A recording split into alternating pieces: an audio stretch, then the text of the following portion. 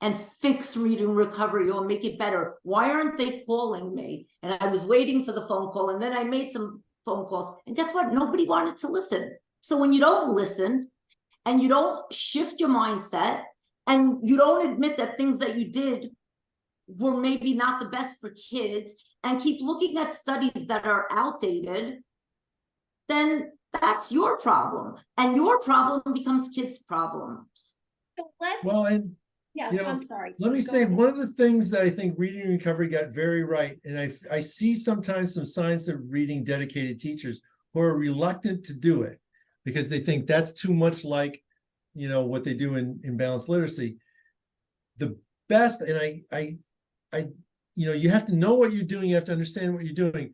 The best assessment for any kid who's struggling to read, the best assessment is a knowledgeable teacher who sits next to them and listens to them read and makes notes about what they're hearing. You know, that is, there's no assessment better than that. There's just, and you know, I see kids, some, not commonly, but often enough, where really dedicated science of reading teachers are looking at this printout from these formal assessments and saying, well, he's doing well, he's doing well. Yet they sit next to the kid and he can barely get through a 60-second passage. And I'm like, how can you say they're doing well?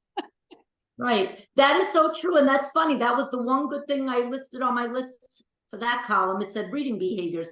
And Faith, I know your definition of reading behaviors might have been different than mine. For me, reading behaviors was what Steve just mentioned, watching the way what they did when they touched the word, watching how their finger moved from word to word, watching, you know, what their eyes do. We really were trained to watch behaviors, we're valuing different things than they do in reading recovery or they do in balanced literacy or whole language.